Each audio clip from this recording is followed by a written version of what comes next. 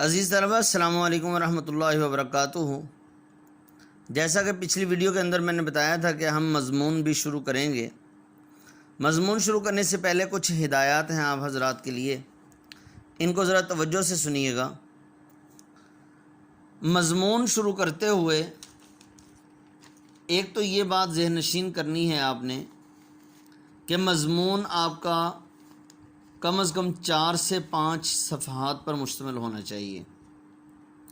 جیسے دیکھیں، بچے کو یہ سمجھ نہیں آتی کہ صفحہ کس کو کہتے ہیں۔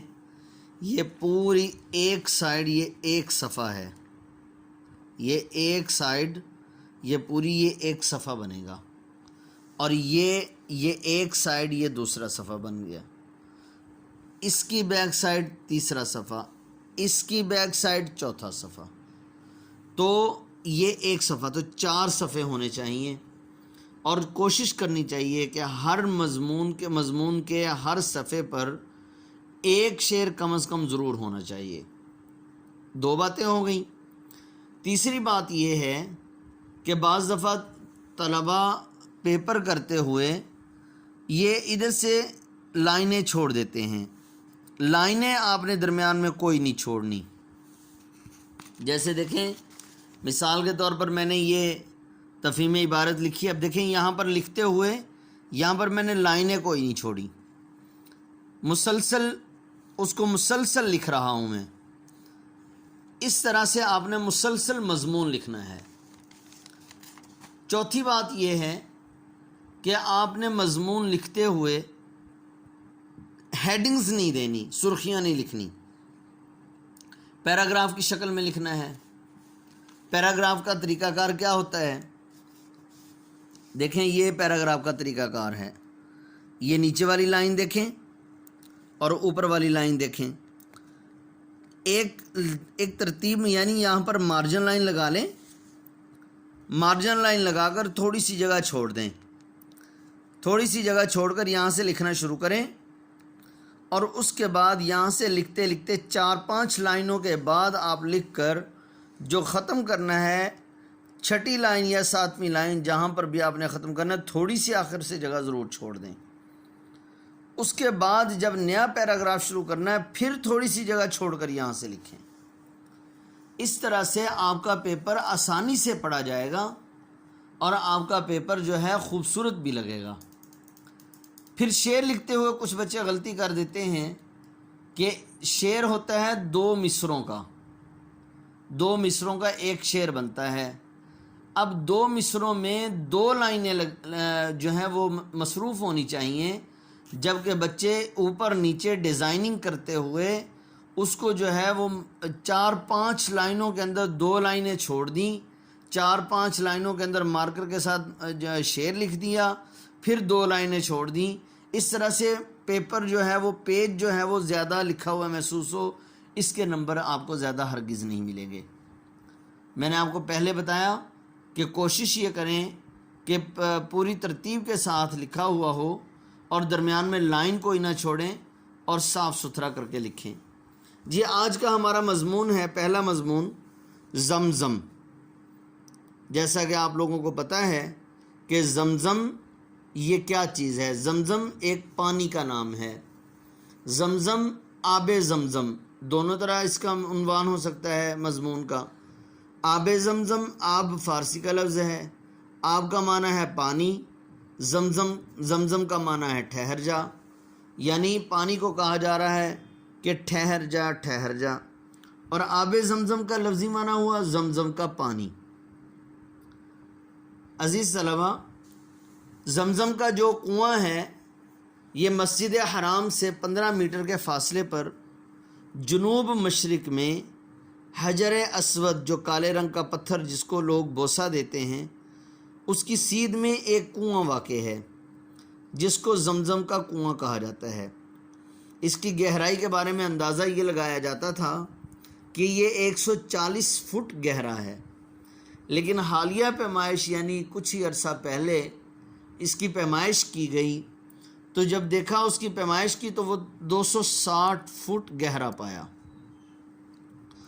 اور تقریباً یہ حضرت ابراہیم علیہ السلام کے بیٹے حضرت اسماعیل علیہ السلام کا معجزہ بتایا جاتا ہے، اور یہ بھی بتایا جاتا ہے کہ حضور صلی اللہ علیہ وسلم کے بعد سے، یعنی ہمارے اس موجودہ زمانے سے تقریباً 4,500 سال پہلے یہ کنواں جو ہے، یہ متبرک کنواں، آب زمزم کا کنواں جو ہے وہاں پر وجود میں آیا تھا۔ اس کا پس منظر کچھ اس طرح ہے، دیکھیں یہاں پر بھی لکھا ہوا ہے کہ ہزاروں سال پہلے کی بات ہے، جہاں آج مکہ مکرمہ کا متبرک شہر آباد ہے، وہاں ریت اور سڑی ہوئی پہاڑیوں کے سوا کچھ نہ تھا، دور تک کسی جاندار کا گمان تک نہ تھا۔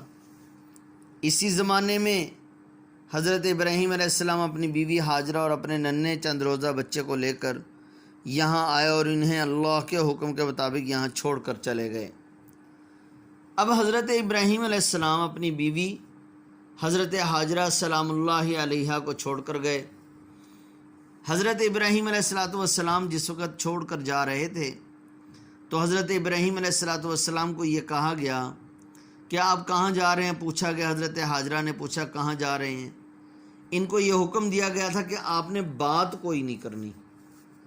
عزیز طلبہ، یہ بات بتانا ضروری سمجھوں گا کہ حضرت ابراہیم علیہ السلام وہ ایسے پیغمبر ہیں، جلیل القدر اولو العزم پیغمبر ہیں کہ جن کو اللہ نے کئی مرتبہ آزمایا، اور ہر آزمائش میں اللہ نے ان کو کامیاب پایا، اور پھر اللہ جل شانہ نے ان کو ہر آزمائش میں کامیاب ہونے کے بعد خوشخبریاں بھی سنائیں، اور سب سے اہم خوشخبری پیارے حبیب صلی اللہ علیہ وسلم والی خوشخبری ہے کہ آخری نبی حضرت ابراہیم علیہ السلام کی اولاد میں سے پیدا ہوگا، یعنی حضرت محمد صلی اللہ علیہ وسلم۔ تو آب زمزم جو ہے، یعنی حضرت ابراہیم علیہ السلام چھوڑ کر وہاں چلے آئے، ان کو حکم دیا گیا تھا کہ آپ نے کچھ نہیں بولنا۔ حضرت ہاجرہ سلام اللہ علیہا نے پوچھا بھی کہ آپ کہاں جا رہے ہیں، تو انہوں نے کوئی بات نہ کی۔ پھر حضرت ہاجرہ نے پوچھا کہ آپ صرف اتنا بتا دیں کہ آپ اپنی مرضی سے چھوڑ کر جا رہے ہیں یا اللہ کے حکم سے چھوڑ کر جا رہے ہیں۔ بڑی سمجھدار اور بڑی ہی سلیقہ مند بیوی تھیں، فرما بردار بیوی تھیں، اللہ کی بھی اپنے خاوند کی بھی، اور حکمت عملی تلاش کرنے والی نہیں تھیں، بلکہ جو کہہ دیا اس پر صبر کرنے والی بیوی تھیں۔ تو جس وقت حضرت ابراہیم علیہ السلام نے اللہ کے حکم کی طرف اشارہ کیا، یعنی آسمان کی طرف اشارہ کر کے کہا، اشارہ کیا اور بتانا یہ مقصد تھا کہ اللہ کا حکم ہے، تو حضرت ہاجرہ سلام اللہ علیہا نے فوراً کہا کہ اب ہمیں کوئی فکر نہیں، جس اللہ کے کہنے پر آپ ہمیں چھوڑ کر جا رہے ہیں، ہمیں امید ہے کہ وہ اللہ مجھے اور میرے بچے کو کبھی بھی ضائع نہیں ہونے دے گا۔ چنانچہ وقت گزرتا گیا، سورج چڑھتا گیا، اور سورج چڑھنے کے ساتھ ساتھ جو ہے وہ حضرت ہاجرہ سلام اللہ علیہا نے محسوس کیا کہ اب بچہ جو ہے اس کو بھوک بھی لگ رہی ہے، اس کو پیاس بھی لگ رہی ہے، دور دور تک صحرا ہی صحرا، ٹیلے ہی ٹیلے، کوئی جاندار چیز کا کوئی نام و نشان نہیں، کوئی سبزہ نہیں، ریتلا علاقہ، ریت ہی ریت اور ٹیلے ہی ٹیلے، پہاڑیاں ہی پہاڑیاں۔ اب وہاں پر جب سورج بالکل چڑھ چکا، بالکل اپنی جوانی میں پہنچ چکا، یعنی درمیان میں آ گیا، تو بچے کو پیاس لگی، بچہ بلبلانے لگا، رونے لگا۔ تو بچہ جب رونے لگا تو یہ بڑے پریشان ہوئیں کہ بھئی اب کیا کیا جائے، اب جو ہے وہ کس طرح سے پانی تلاش کیا جائے۔ بچے کے ہونٹ خشک ہو گئے، دودھ جو ہے حضرت ہاجرہ سلام اللہ علیہا پلانے لگیں، لیکن بچے کو پیاس لگی ہوئی ہے، پانی پینا چاہتا ہے لیکن پانی نہیں ہے۔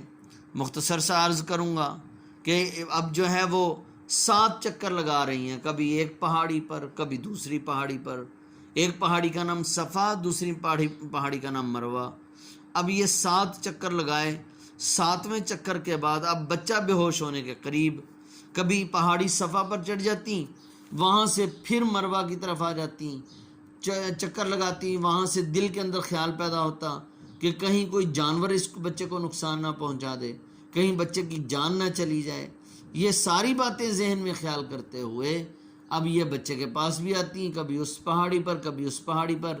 7ویں چکر پر حضرت حاجرہ سلام اللہ علیہا نے دیکھا کہ بچے کے پاؤں کے قریب جیسے بچہ روتے ہوئے ایڑیاں رگڑتا ہے چھوٹا بچہ، اس طرح حضرت اسماعیل علیہ السلام ایڑیاں رگڑ رہے تھے کہ ان کی ایڑی کے قریب سے ایک پتھر چھوٹا سا ہٹا کہ اچانک وہاں سے پانی نکلنے لگا. اب یہاں پانی جو ہے وہ دور دور تک پھیلتا جا رہا تھا. تو حضرت حاجرہ سلام اللہ علیہا دوڑی دوڑی آئیں اور آ کر جو ہے وہ وہاں پر اس کو کہا زم زم یعنی ٹھہر جا. تو ان کے کہنے سے پانی وہیں پر ٹھہر گیا. تو اس وقت سے اس کا نام زمزم پڑ گیا. تو عزیز طلبہ، زمزم کا پانی بہت ہی متبرک پانی ہے، بہت ہی زیادہ متبرک پانی ہے. اس کی چند خصوصیات، ایک تو یہ ہے کہ یہ پانی پیارے حبیب صلی اللہ علیہ وسلم نے اس پانی کو نوش فرمایا. نوش فرمانے کے بعد جو بچ گیا وہ پانی سارے کا سارا آپ صلی اللہ علیہ وسلم نے کنویں میں واپس انڈیل دیا اور فرمایا قیامت تک، جس کا مفہوم یہ بنتا ہے، اللہ کمی بیشی معاف فرمائے، جس کا مفہوم یہ بنتا ہے کہ قیامت تک میری امت مجھ محمد کا جوٹھا پیے گی. گویا کہ زمزم پینا حضور صلی اللہ علیہ وسلم کا جوٹھا پینا ہے.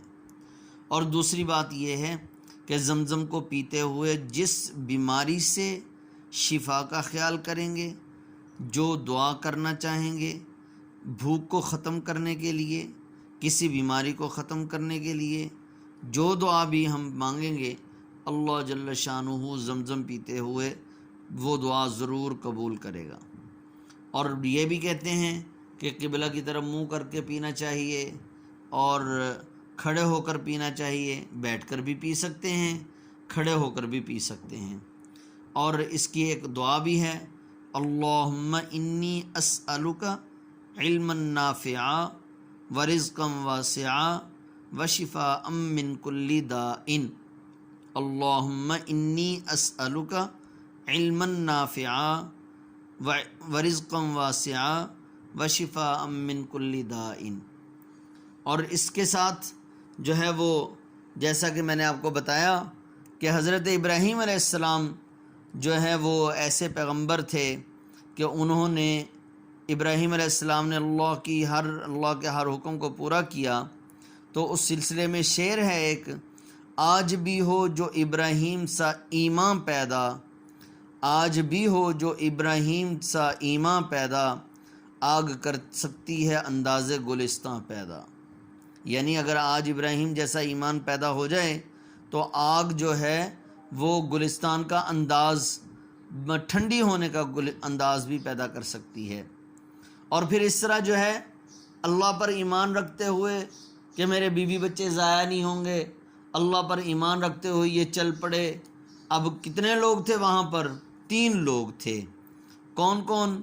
حضرت ابراہیم علیہ السلام، حضرت حاجرہ سلام اللہ علیہا، ایک شیر خوار دودھ پیتا چھوٹا سا ننھا منا بچہ حضرت اسماعیل علیہ السلام. تو اس کے بارے میں شعر، خدا کا قافلہ جو مشتمل تھا 3 جانوں پر، معزز جن کو ہونا تھا زمین و آسمانوں پر. خدا کا قافلہ جو مشتمل تھا 3 جانوں پر، معزز جن کو ہونا تھا زمین و آسمانوں پر. تو یہ اشعار جو ہیں وہ آپ نے ساتھ ساتھ لکھنے ہیں اور اس کے اندر آپ نے دیکھ لینے ہیں مضمون کے اندر کہاں لکھنے ہیں. اور پھر جس طریقے سے اشعار لکھنے سے پہلے عزیز طلبہ آپ نے اس کو اس طرح سے لکھنا ہے کہ فوراً شعر نہیں لکھنا، بلکہ کچھ بات لکھتے ہوئے ساتھ آپ نے یہ لکھ دینا ہے جیسا کہ ایک شاعر نے کہا ہے.